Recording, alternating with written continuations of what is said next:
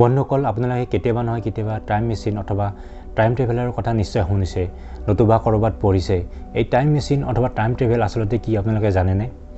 এই টাইম মেচিনৰ জৰিয়তে মানুহে বৰ্তমানৰ পৰা অতীত নতুবা ভৱিষ্যতলৈ যাত্ৰা কৰিব পাৰে আৰু ইয়াকে টাইম ট্ৰেভেল কৰা বুলি কোৱা হয়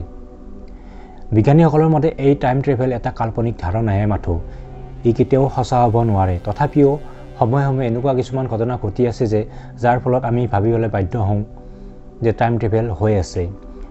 আজি আমি এই ভিডিঅ'টোৰ জৰিয়তে এনেকুৱা ধৰণৰ কিছুমান ঘটনাৰ কথা জানিবলৈ চেষ্টা কৰিম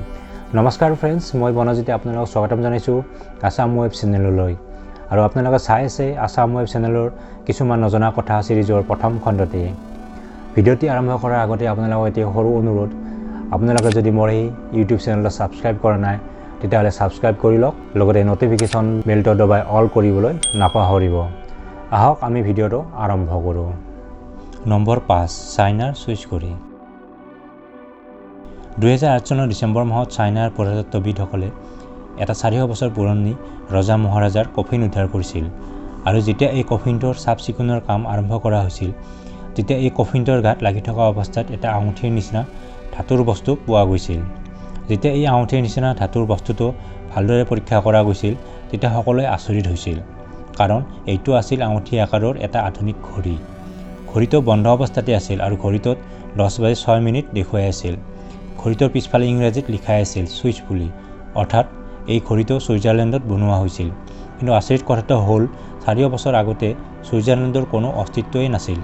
আৰু যিটো কফিন উদ্ধাৰ হৈছিল সেইটোও আছিল 4 বছৰ পুৰণি যি সময়ত ঘড়ীৰ আৱিষ্কাৰেই হোৱা নাছিল তেন্তে এই আধুনিক ঘড়ীটো তাত কেনেকৈ আহিল এই ঘটনাটো ইণ্টাৰনেটত বহুত ভাইৰেল হৈছিল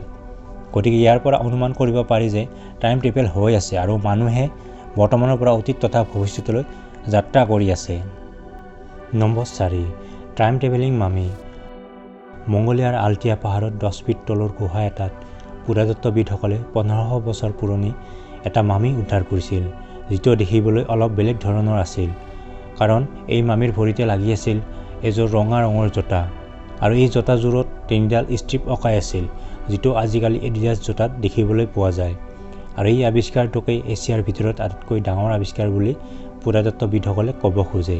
লগতে এই ঘটনাটো টাইম ট্ৰেভেলৰ ঘটনাৰ সাক্ষী বুলি ক'ব খোজে কাৰণ সেই সময়ত এনেকুৱা ধৰণৰ ষ্ট্ৰিপ থকা জোতা ক'ৰ পৰা আহিল এইটো এটা পুৰাতত্ত্ববিদসকলৰ কাৰণে আছিল ডাঙৰ প্ৰশ্ন number 3 time traveller in Charlie Chaplin movie 1928 চনত চাৰ্লি চাপলিনৰ এখন মুভি প্ৰমোচন কৰাৰ সময়ত এটা ফুটেজ পোহৰলৈ আহিছিল আৰু এই ফুটেজত দেখা গৈছিল যে এজনী মহিলাই মোবাইল ফোনত কথা পাতি গৈ আছে সেই সময়ত এই কথাটো কোনেও লক্ষ্য কৰা নাছিল কিন্তু পিছত যেতিয়া ভিডিঅ'টো ভালকৈ চোৱা হৈছিল তেতিয়া মহিলাজনীয়ে মোবাইল ফোনত কথা পাতি থকা কথাটো ধৰা পৰিছিল গুৰুত্বপূৰ্ণ কথাটো হ'ল যে 1928 চনত মোবাইল ফোনৰ আৱিষ্কাৰেই হোৱা নাছিল তেন্তে এই মহিলাজনীয়ে কেনেকৈ মোবাইল ফোনত কথা পাতি আছিল এইটো এটা ডাঙৰ প্ৰশ্ন এই ভিডিঅ'টো বনোৱা ফিল্ম মেকাৰ জৰ্জ ক্লাৰ্কে এই ভিডিঅ'টো বহুতো লোকক দেখুৱাইছিল কিন্তু কোনেও এই মহিলাগৰাকীক চিনি পোৱা নাছিল